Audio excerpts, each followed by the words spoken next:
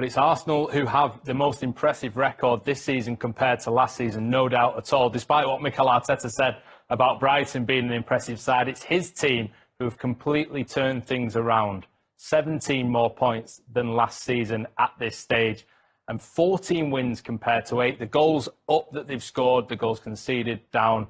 Leon, whichever way you look at it, they've been absolutely brilliant, Arsenal, haven't they?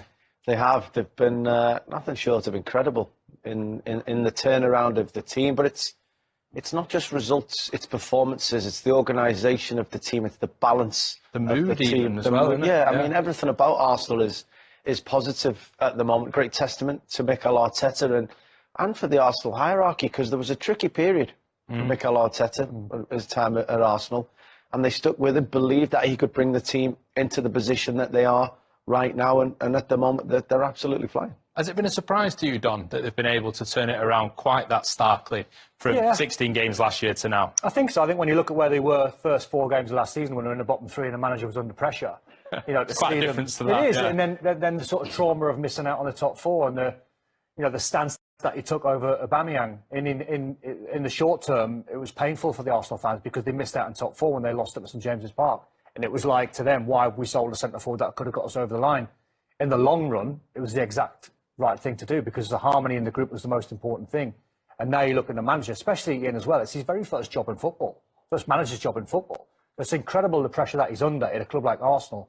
But as Leon said, he's got the backing of sporting directors, the board members. They can see the club going in the right direction. The players are young, they're vibrant, they're brilliant.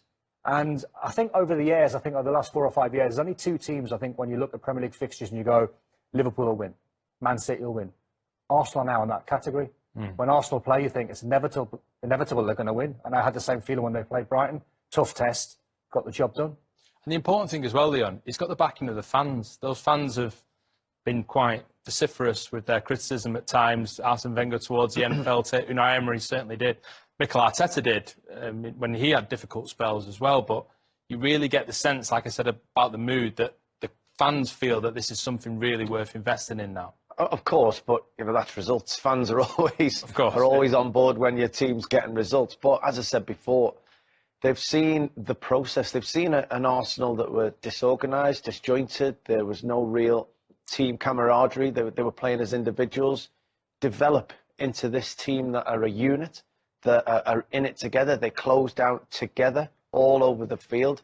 They're a united front. The balance all over the field. The midfield, especially Thomas Partey, is an old-fashioned, number 6 who sits, but Xhaka's become a number 8. He does a bit of the defending. He gets forward. Odegaard, number 10. The balance of that midfield is what sets up the rest of the action for me.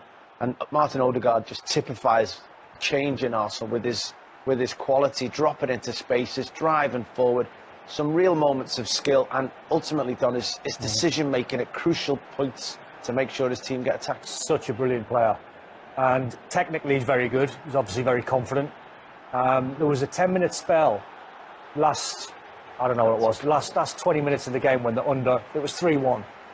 Excuse me, and he was pulling Saka where he wanted him to be and he was pushing him around. So verbally he's got it. He might look like a character that doesn't say a lot, but he plays with incredible skill. He plays with incredible calm. He's got fantastic vision. He scores goals.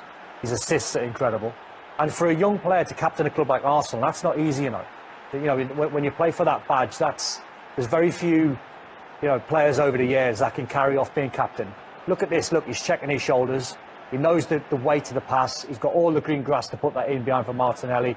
Martinelli, in the end, does the right thing, because I still think he should pass that to Saka. Yeah. So the most important thing is he stuck it in the back of the net, and that was the win guaranteed. But I look at a player who I just think, at his age, at the very top of his game, he's only going to get better, nowhere near his prime. And he plays on the whole. He's an old professional number 10. When you see some of them, they can tend to play in short spaces. They play through balls. He sees the entire pitch at the same time, and they're a developing team. Look at the young players that are developing as well. Odegaard, Saka, Martinelli. The numbers, they're all returning. There are goals coming from all over the field. Imagine the schooling that he's had, though, going to Real Madrid at something like 15, 16. Do you know what I mean? That's not easy, because going to a club like that can sort of knock your confidence, knock you back.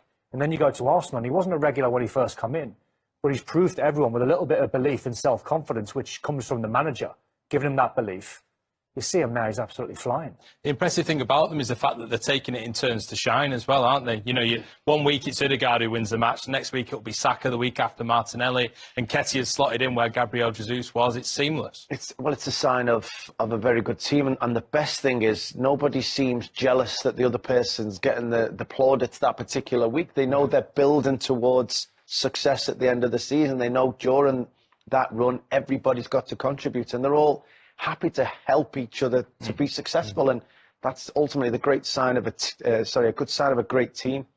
And it all comes back to the manager who's managed to put all those pieces in place.